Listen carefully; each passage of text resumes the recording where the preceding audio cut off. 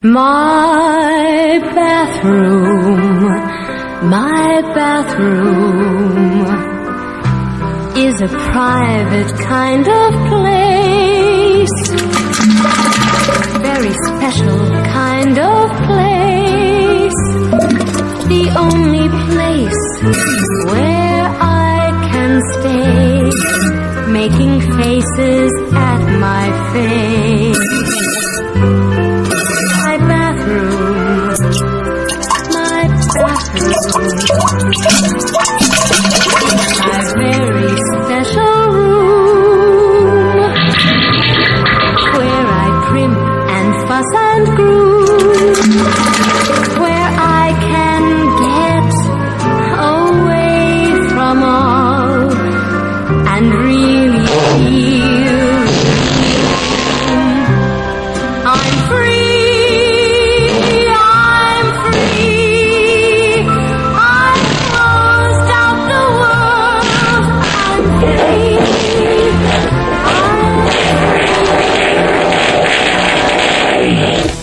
It's Wednesday, April 17th, 2019. Coming up on the program today, the worst workout video of the 1980s. Plus, another Dawn Lapre retrospective. Trying to have an emotional moment in the restroom as an ass explodes. And Mexican cuckold sex scene, courtesy the Home Depot. All coming up today. I'm a mommy.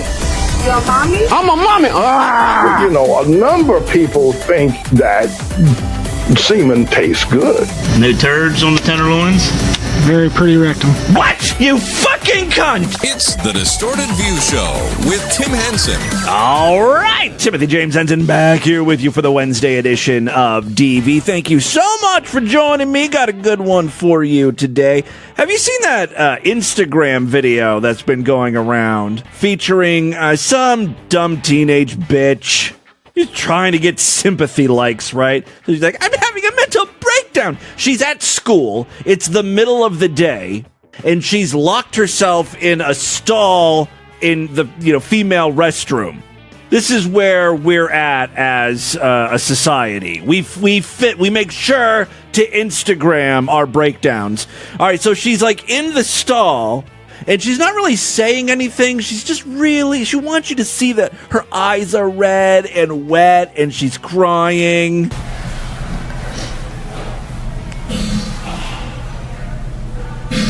Now, if you listen closely there, you can hear someone else is having a different type of breakdown.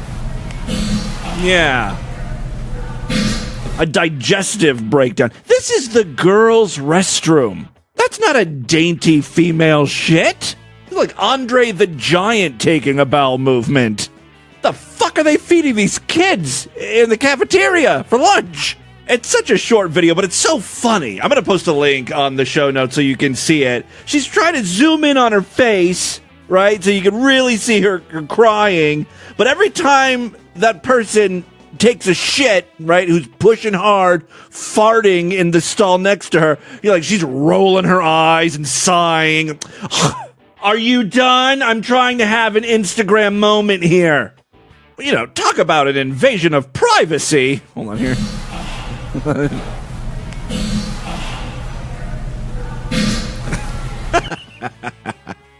It was fried squid day for lunch. Maybe that's the reason why her eyes are tearing up. The smell is so strong. Someone on Twitter claimed to be the girl taking the shit. I just love that she's tweeting from the bathroom, too, while the other girl's Instagramming. But it was a joke, right? But she tweeted, guys, there's a girl sobbing in the bathroom stall next to me, and I have to take a record-breaking shit. I feel bad I'm going to ruin her teen movie coming-of-age turning point moment with the hellish sounds of this giant shit. Oh, I do not miss high school at all. All right, moving on now. Recently on the show, I once again mentioned Don Lapre. He was one of those infomercial guys, get-rich-quick scheme dudes. My personal favorite of the bunch. And a caller phoned into the voicemail to let me know that Don Lapre is dead. And he died in 2011 after he hung himself. No, he didn't hang himself. He slit his throat with a razor blade in jail, while he was awaiting trial. I'm guessing he was guilty. I've got one of his last videos. I think he posted this online. And it's really interesting to listen to his real voice as opposed to the voice he used in his infomercial. So this is Don Lapre from like 2011. Okay, so you have a great product. You've got a great service. You just need more clients. What are you going to do? I'd be blown away if the answer wasn't tiny classified ads. So anyway, that's his real voice, right? Now, this is the famous infomercial that I was obsessed with in the 90s. The second way to make money that I stumbled onto was placing... It's like a midget taking a shit. That's what Don Lapre sounds like when he talks. The second way to make money that I stumbled onto was placing tiny classified ads in the newspaper. If you create and test... For what? He never says what are we advertising? I have looked and looked trying to figure out for years what it is these tiny classified ads contain in them. I think maybe it has something to do with 1-900 numbers. Like the idea is you buy into this 900 number that's like a psychic line or something, and then you advertise that number in local newspapers in the small classified ads. Yeah. You get these idiots to call the 900 number and spend $3.99 a minute, and I'll give you 10% of the profits, right? I mean, that's gotta be it. I shouldn't speak ill of the dead, but I always do, so I will continue to do so with this asshole. I mean, he's a piece of shit. If you get started buying and selling, or if you get started placing classified ads in the newspaper, you may start making so much money you may not want to do anything else. The first comment on YouTube is, I read about Don Lapre's death in a tiny classified ad. So these ads started airing, these tiny classified ads. These infomercials started airing in the early 90s. In 1994, Lapre was forced to pay Arizona $45,000 for unemployment and withholding taxes. In 1995, the Michigan Attorney General took action against Lapre for failing to register his business. Then in 99, he filed for Chapter 11. He had liabilities of $12 million. And then in 1997, the IRS issued a lien of $957,000 against Don Lapre for delinquent taxes.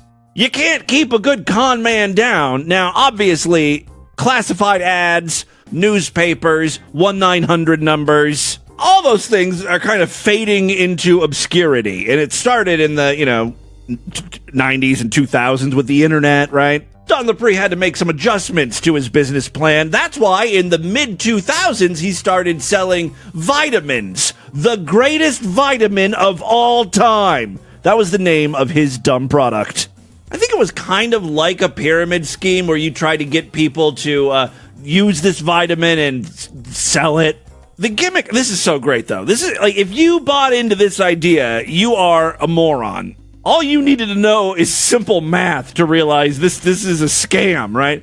He said, all right, the vitamins are $35. All you have to do is get 20 of your friends to purchase these vitamins for $35, and I'll send you a check for $1,000. All right, let's do some math. $35 times 20 is $700. At the most, he's only making $700. You've given $700 to Don Lapre, and he's going to turn around and give you $1,000. How is it month after month I'm losing money? Let me pull out my calculator here. 35. Oh, shit. How the fuck did I mess this up? We gotta pull the ads from the television stations. They're already paid for, Don. Someone hand me a razor blade. Then he turned around and came up with a diet pill and upped the payout to $1,500. Now he's giving you more than double he's taking in. Technically, yes, we're losing more money on this deal, but we're gonna make up for it in volume. And then at the end of the month, he checks his bank account. How does this keep happening? Gloria, I told you to bring me a razor blade. I would just order 20 bottles myself, pay the $700, and wait for my $1,500 check. It really is like sitting home doing nothing and collecting money. Obviously, once Don Lapre got the name and phone number of the people ordering the vitamin, that's when he would try to, upsell them. And some people were spending thousands of dollars on vitamin packages, supplies to start their own business. I don't understand how this happened. I've got all these vitamins. How the fuck am I supposed to sell them? Have you ever considered taking out small classified ads? Rest in peace, Don Lapre. Hey, I love playing these local city council meetings. Well, some shit went down in a town I can't even pronounce. Tahlequah? I'm almost positive that I mispronounced that. Anyway, it is a town in Oklahoma. 2 of the members of city council were leaving. It was their last meeting. Mayor Jason Nichols and Ward 4 City Councilor Josh Bliss. Now, apparently these two don't get along. Specifically, Josh Bliss has a real problem with the mayor. It almost doesn't even matter anymore, right? They're both leaving. This was they're done. This was their last meeting, right? So at the end, the mayor was saying, thank you so much for the opportunity. Other council members were like, thank you for your dedication and your service, blah, blah, blah, blah, blah. And then Josh Bliss had to chime in. He had something to say, some parting words for the mayor. Take a listen. Really a hyper-sentimental kind of guy. This is the mayor. Leave it at a thank you. And let her get out from under the buzz of the PA system. And but again, thank you for being on this journey with me. Appreciate it. I've only been here 2 years, and I'll thank you for your 19 years. Another councilman is thanking him.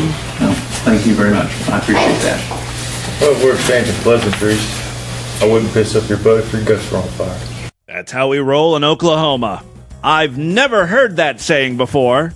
If you missed it, it was, I wouldn't piss up your butt if you had a fire going on up in there. Or something to that effect. Everyone was kind of taken back by that. I wouldn't piss up your butt if your guts were on fire. I wouldn't want you to do that. I think I would rather you go ahead and But I'm going to take a point of personal privilege real fast. All right, next up, I've got a clip here from the UK. The roads over there in England, some of them very narrow.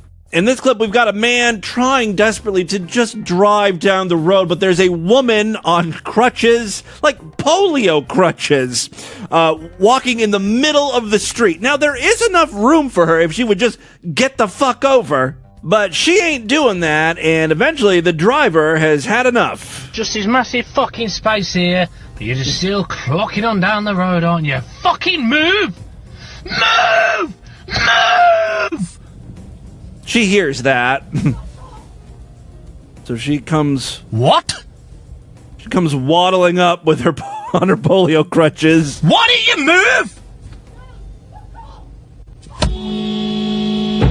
move? So she hits his car with her crutch. That's when he gets out. You fucking what? I've got you on fucking camera, you horrible cunt! Go on! I've got you on fucking camera! You tried to I have not tried to run you over. You stop fucking hitting my car. Look what you fucking done. I'm calling the police on you, you horrible cunt. Go on. I'll tell her how you... For fucking what? You walk down here, I'm trying to get past, there's loads of space for you to walk there, you just fucking smacked my car! I couldn't care fucking less! You fucking bitch! Move out the fucking way! You've just assaulted me, you cunt! I'm calling the police! I just like the way those people say cunt. Everything is Terrible has probably the worst workout video I think I've ever seen. This is from the 1980s. It's called Rock's Winning Workout Without Weights. The thing about it is, even though it's called Rock's Workout, and Rock is kind of the host, he gets his friends to do the working out. And this is all filmed in his backyard. The first guy who's like doing sit-ups looks homeless. I'm pretty sure they pulled him off the streets. If you can do sit-ups, do 10 sit-ups. Keep your knees bent. Put your hands on your chest. He puts his hands behind his head. Chest. Now what we're going to do is we're going to have my friend Doral Silverthorn's going to talk about the relationship with fitness and the Bible. Yeah, so far we've had a homeless man do sit-ups. Now we're going to have an 88-year-old guy just talk about Christ. You've got to give to physical strength, and you've got to eat proper food. Without that, you won't have the health that you should have. And taking in these dopes and the drinking... The dopes and the drinking. You're a loser. As death approaches, according to scriptures, I'll be as happy as a little child a few days before Christmas. Our government is a two-faced hypocrite. I do not know how soon some of you that hear this talk will be dead yet before night due to drinking and liquor. Booze is a loser, and a loser is a boozer. We have big... Did anyone explain to Doral that the people who buy fitness videos typically aren't crack addicts? They're trying to improve their physique. We have Big Zaddy here. He's going to go for his record in the bar dips today. Big Zaddy did real well in these bar dips. He's a non-weightlifter, but we work out very well, and my record is 38, but I don't want to show off today. Here we have Czar again. He's going to go for his record leap today. He's going to try to hit his head in the ceiling. How is this fitness? We're going to have Czar try to jump real high. He's going to try to hit his head on the ceiling. This is like a jackass stunt. He gets pretty close to the ceiling, by the way. This is one of the great triathletes of this decade. And here he is riding a bike and see you at the movies. I'd like to thank all my friends that came over to put this exercise tape together. An exercise video. And there's footage of Czar riding a bike for 2 seconds. We did best if we'd oh, here's Doral again. We did it best. If we'd been prepared, we could have done better. And the closing shot is the homeless man in a kiddie pool. That was Rock's winning workout without weights. Also, without purpose. Finally, before we get into the news, I was looking up Home Shopping Network fails. I don't know. These make me laugh so hard. The gold standard, of course, is the guy who cut himself with a katana blade. He was trying to show off the strength of the blade, and he was whacking it against the table, and it broke in two and flung and hit him in the chest. I've played it so many times on the show. I know exactly how it starts. 1101, like they're reading the order number. 1101. 1101. Yeah. 1816 is the item number on. I'm sure you've all heard this before, but let's relive the magic. And the nice thing about these practice katanas. Oh, that hurt. Oh, that hurt big time. A piece of that the tip just got me, Odell. We might have a situation here. A piece of that tip just got me. I love when Odell comes. Right now. Yeah. We may need emergency surgery in the studio. A close second for me has to be the guy on, what was it, QVC or whatever, Shop at Home, who was trying to sell a Kodak digital camera. The picture, one of the pictures he was showing us, he kept referring to it as a horse, a picture of a horse, but it was clearly a butterfly. And then he presents a giant printout, like a poster board printout of the butterfly, and he still calls it a horse. That picture, remember the picture of the horse I showed you earlier? Well, here it is, blown up. It's green. All you see is green, like the leaves of plants, right? And then in the middle, there's a butterfly. And I can't figure out how he thinks this is a horse. This is a big horse. Order now. You get the camera, you get the printer. 4x optical zoom. This horse has antennas. Schneider lens. Wings. Photo printer. SD card. Look at that horse. The bushy tail, the big teeth. The hooves. The hooves? Okay, my producer, Tara Cates, just told me this isn't a horse, it's a butterfly. Easy mistake, right? Anyway, the reason why I bring this up is I ran across a new compilation, and I shouldn't say new. I mean, it was posted a year ago, and it contains a lot of the clips that I've played over the years, right? Here's one we haven't played. Nick Chavez, I guess he makes hairsprays and shampoos and shit. He's prancing around the stage and trips. Give you a kiss, that is. I just want to get, like, he's doing a Richard Simmons thing, right? Where he's, running around. Oh my God! Telling the caller how much he loves her. I just want to run up here and give you a kiss. Give you a kiss, that yes. is good. Mwah. So that then, one's got it. Whoa. Boom. I fell on my booty. Goes the dynamite. The next one here is not really a fail, but the host just threatens the viewer. If you don't pick this up, I'll kill you. I'm killing you. I mean, it was a joke, obviously, but I don't know if that works with, elderly people watching Home Shopping. The next one is the one that I cannot believe is real. I don't believe this is real. It can't be. I found no other versions of this, though. This is from the Home Shopping Club before it was rebranded HSN, right? And it's a guy named Dr. Daniel Altman, and he's got a book that he's selling called Outrageous Fortunes, which is a real book that you can purchase on Amazon. I did as much background checking as I could on this one. So here he is describing predictions, I guess. Oh, that hurt. Yeah, the previous clip before the HSN one is the katana blade. Yeah, I mean, I have predictions for everybody, and I actually looked at yours just before I came over because I was kind of curious. Oh, really? Well, do tell. Okay, so about 3 weeks from now, you're going to come home early, and you'll find your husband, Rod, in bed with another woman, actually. And you'll do a trial separation, and about 3 months into it, you'll start drinking again, and it'll be really tough for you to hold down this job. I mean, that cannot be real, right? Like, the audio sounds a little off. The content is insane. But you never know, he's got predictions for everyone. And with that, let's get into the crazy, bizarre twist of the fucked up news right now.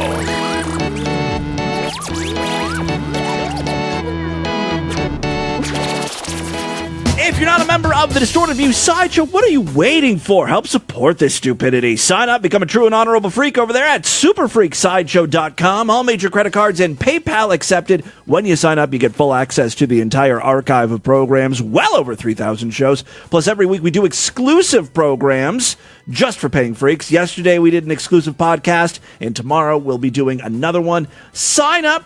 My Sideshow members are the reason this show continues, and I'm able to do this. So thank you to all of my Sideshow members. Other ways to support the show, we do have a Patreon account. If you want to pledge $1 or $2 or $5 or $10 or $20 or $100 a month, that is very much appreciated. Patreon.com/DistortedView. Every little bit helps. So thank you to all of my patrons and, of course, Sideshow members. 3 very quick stories now. First up. You know those Mexican day laborers who just sort of hang out around Home Depot and wait for a construction or home improvement job to come up? Well, one Mexican got hired, not for a home improvement job, though. An Arizona couple is charged with luring a day laborer in their Phoenix home and then forcing him to have sex at gunpoint with the female suspect. And I'm looking at a mugshot of the woman, and you can understand why the gun was necessary. Fucking this Gargamel-looking whore is going to require a little persuasion. All right, so, yes, they hired a man. Well, they brought a man into their house, picked him up at Home Depot, forced him at gunpoint to have sex with the female suspect. An assault that the male suspect described as a sexual fantasy scenario for everyone except the Mexican, according to a criminal complaint. According to investigators, the victim was picked up last Monday outside of Home Depot by Brenda Acuna Aguero, 39, who said that she needed help moving items at her home. Maybe there was a language barrier there, and the Mexican just didn't understand what she really wanted. I need you to help rearrange my guts. To someone who speaks broken English, that sounds a lot like needs help moving items. The victim told cops that when he reached the residence, the woman began to talk sexually to him and said it was her fantasy to have sex with a laborer and that she wanted to have sex with him specifically. When the man declined to have sex, her husband, Jorge Valenzuela, 45, entered the room carrying a rifle. He then placed the gun against the victim's chest and told him, "You're going to have sex with my wife or I'm going to shoot you." As alleged in the Superior Court complaint, the victim engaged in a series of sexual activities with the woman while the husband was taking pictures of them and recording them with his cell phone. Probably up on Pornhub now. Additionally, the victim said that the man directed him to move into different sexual positions. Well, yeah, he's acting director. Before allowing the man to leave the residence, the couple took his Mexican visa and driver's license, which they said they would return the next day. If he did not show up the following morning, the couple warned they would send explicit photos to his wife in Mexico. They told him that they would get Viagra for him for the next day. The husband then drove the victim back to the Home Depot in Phoenix, where he had been picked up. Later that afternoon, the man contacted the victim and told him to return to the house immediately. My bitch is horny again. She's in heat. And, she needs a breeding. All right, he warned the man that if he did not come back to the house to have sex again, he would send the sex pictures to his wife. When the man did not respond to the WhatsApp message, the photos were forwarded to the day laborer's spouse. How the hell did they get her information? The victim called the cops, who subsequently executed a search warrant at the couple's home. During a police interview, Brenda, the horny bitch, reportedly confessed, admitting she knew her husband was going to confront the victim with the rifle and that he was going to record the sexual encounter without the victim's consent. Valenzuela noted that he and his wife had done this approximately 4 times prior with other random men. Oh, so this is their thing, huh? Photos and videos found on the couple's phones indicated that they had participated in a similar incident in March, but that victim is unknown. They've both been charged with sexual assault, aggravated assault, and unlawful recording of a person. They're each locked up in lieu of $250,000 bond. I mean, they did everything right? They picked out a Mexican who could barely speak English. They got his visa. They're using blackmail, right? They got his wife's email address or whatever phone number to send pictures if he misbehaved. Sometimes, though, these things just don't work out. Second story we have for you today. This one just happens to come from our most fucked up state. Say it with me. Oh, yeah. Oh, yeah. Praise Jesus. Give me a hallelujah. Then Oklahoma, Florida. It's our most fucked up state. You can hear me now. Florida is our most fucked up state. Praise be to the Lord. Story comes from Tampa. A Florida man said, it's always Florida man. A Florida man says he made a mistake after admitting to burying a friend in his backyard. Is that wrong? Is that not how you're supposed to dispose of a body? Should I have burned him? A bonfire situation? Would that have been preferable? All right. On Sunday, officials with the Orange County Sheriff's Office said a body was found in Greg Palermo's backyard. Palermo said his friend, who stayed with him off and on, died of a heroin overdose in his home. Palermo said he panicked because of a cop that was after him. Why? Why was a cop after you? Probably had something to do with heroin. You supplied the heroin to the man who died of an overdose, most likely, right? All right, so he didn't know what to do. I buried him right here. Palermo said that as he was standing in his backyard. Palermo also said he was honoring his friend's wish. My friend told me, if I die, I want you to bury me in your backyard. Kind of. Quote, he jokingly said that morning while we were fishing, he wouldn't mind being buried in my backyard because it's so pretty.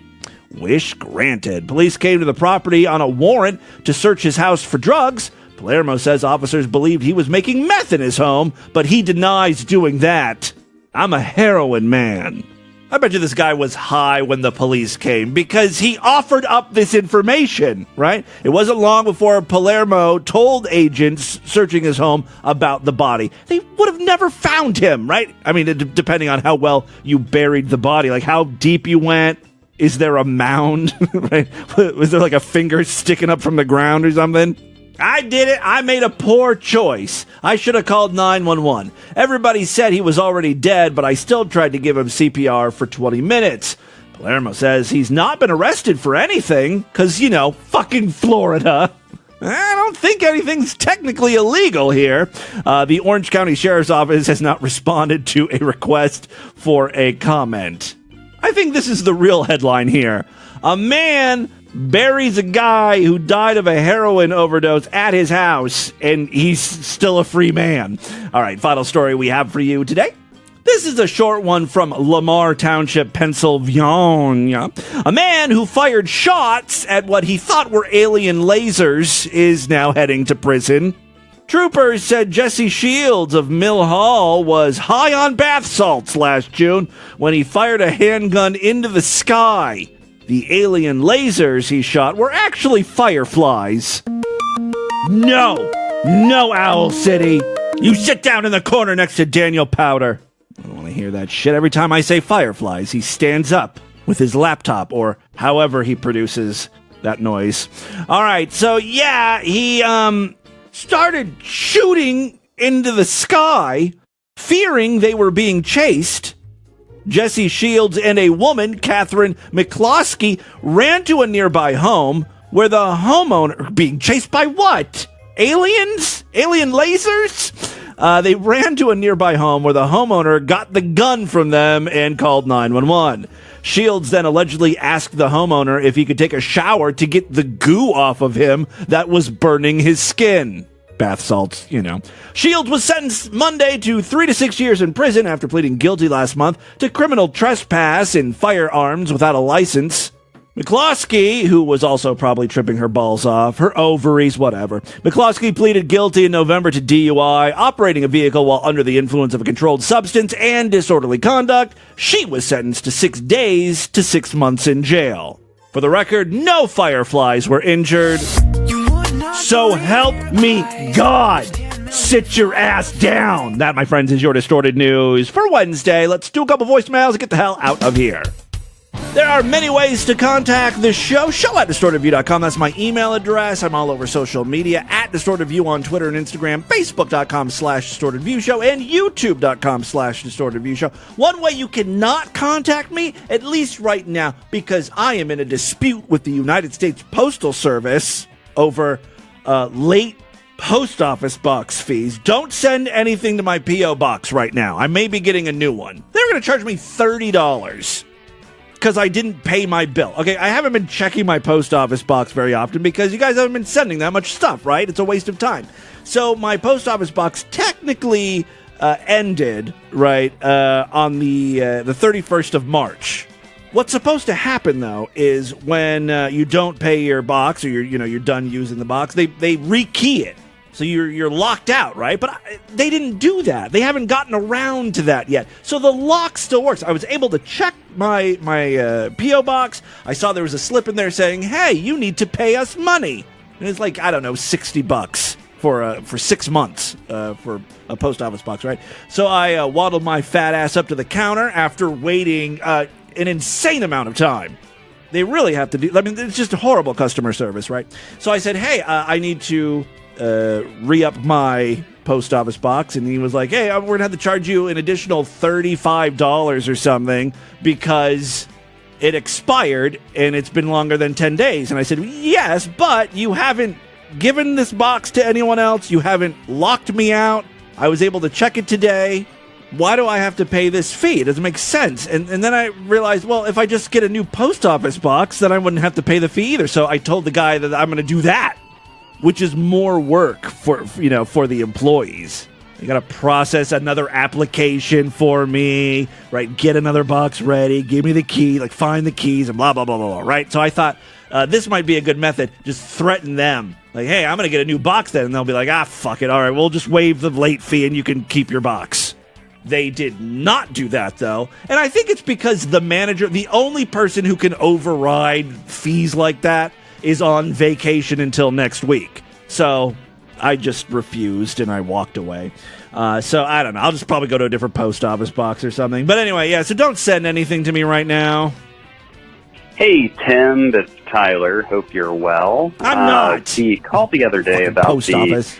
Jonathan Nyhouse sounding guy who's Dank Tim. Yeah, so Level Lady Cat Lady called in yesterday, and I think maybe the day before, too. She mentioned it, and I didn't understand what she was saying, so she mentioned it again yesterday. She said that Dank Tim sounds like that dog fucker who raps or sings songs, Jonathan Nyhouse, and actually I think he kind of does. So I'm trying to get Dank Tim to call in and talk about fucking animals. Drug addict fella. Hope you're well, buddy. That's what she was saying, Jonathan Nyhouse, not Jonathan Knowles. Yeah, I got it. Fun fact, I Googled that guy and kind of went deeper than I wanted to. He called himself a ZJ, as in Zoo J. Right. I'll let you put the zoophilia part together yourself. Yeah, we talked about we did a deep dive on Jonathan Nyhouse a while ago, and we found Facebook posts and stuff where he's like, "Hey, I'm gonna go to this shelter and hang out with the dogs," and I'm like, "Oh no, that's a horrible idea. I hope they watch you." And then he's talking about how he's licking cat pussy and shit. He likes all animals, but dogs are his favorite. Chagoo Timmy Boo, it's a long time sideshow freak Sunshine Bunny Crush. Hope this comes through because I'm in a area with really spotty connection. Anyway, on a recent show, I believe a Monday show, you were doing a whole bit about guys that fall in love with sex toys, and you set up perfectly. You said some guys want new sex toys, and you didn't use that to sell Adam and Eve. Oh my God, what the hell is wrong with me? Usually, when I bring up sex toys, that's the first thing that I think of. Oh my God, it's a perfect opportunity to plug adamandeve.com. By the way, speaking of Adam and Eve, I'm not just here to plug it, but I've got some information. We've got a new deal for you. I haven't yet advertised Adam and Eve since they've changed this on me. They said, look, that sex swing, that was the last thing they were giving away for free, right? That was great and all. But not everybody had the equipment, right? The proper setup for the sex swing. I think you could hang it from doors, but there may be a weight limit, and some doors are kind of flimsy, so there may have been some injuries involved. I don't know. So Adam and Eve is back with a new deal. Guys, we all know free stuff is awesome, coolsies even, but free stuff to spice up your bedroom is even better. Now, select any one item for 50% off over there at adamandeve.com. They've got a wide selection, you know the drill, of movies, toys, furniture, sex swings, S&M gear, stuff like that. Adam and Eve will then fire hose free stuff on you. Enter offer code FREAK at checkout and get 10 tantalizing, sensual free gifts. A sexy item for him, a special gift for her, and a third item you both are going to enjoy. Then, 6 free spicy-ass movies. Not just spicy movies. They're not going to make your ass all spicy. It's not going to hurt or burn to shit after you use these things. Free shipping on your entire order. Just remember coupon code FREAK over there at checkout at adamandeve.com. If you'd like, you could insert that last minute or minute and a half into the previous episode where I should have talked about Adam and Eve during that whole sex toy talk. All right, one more voicemail here. Timmy Boo, this is one of your very first Lifetime Sideshow Freaks calling to talk about Sears. You know, Sears was acquired by this billionaire fucker. Yeah. That, he bought it for the purpose of systematically dismantling and extracting all the value out of the company. But then I understand that. I understand that's what he initially did. But didn't he just spend billions of dollars to buy it whole? Sears stores used to be on property that they owned. First thing he did was sold that property to himself and rented it to Sears. So now they had rent that they never had to pay before. Then, he raided the pension fund and what an asshole. Generally extracted the wealth of the company and put it in his own pocket. So what you're saying is I should invest heavily in Sears stock. All perfectly legal, and at the end, you're left with the husk of a once great institution. Oh, by the way, that $50 that I invested in Sears, and then I lost nearly everything, but then somehow miraculously Sears shot up in their stock price for a day or something, and I was able to pull out at just the right time. So I didn't really lose anything. I took that money, because I still have it in that stupid app, that stock app, Robinhood. I invested it all in Bitcoin. So now I've got $50 in Bitcoin. which is barely like a fraction of a Bitcoin, because like one Bitcoin is like $5,000 or something. So yeah, I'm invested in Bitcoin. I'm all in on that shit. We'll see what happens. That is all the time we have on this edition of the show. Why don't you guys email me, show@destroyedreview.com. Destroyedreview.com is our official website. Voicemail line for you, 206-666-4463. That's 206-660-GOD is in Hogan. I wouldn't piss up your butt if your guts were on fire. Spread the distortion. STD, tell all your friends about the show. Don't forget to rate us and review us on iTunes. I will be back tomorrow if and only if you're Sideshow members. Once again, it's a great time to sign up. Y'all are getting your refunds, checks back from the IRS, so it's a great time to blow just a little bit of that on the Sideshow. Get yourself a yearly, and then when your yearly membership is up, it'll be next year tax time when you have more money. See? Plan like that. Or buy a lifetime membership and you'll never have to worry about another charge again. Just some options for you. Please give me money. Otherwise, I will see you back on Friday to end the week. Until then, have a great day. Bye, everybody.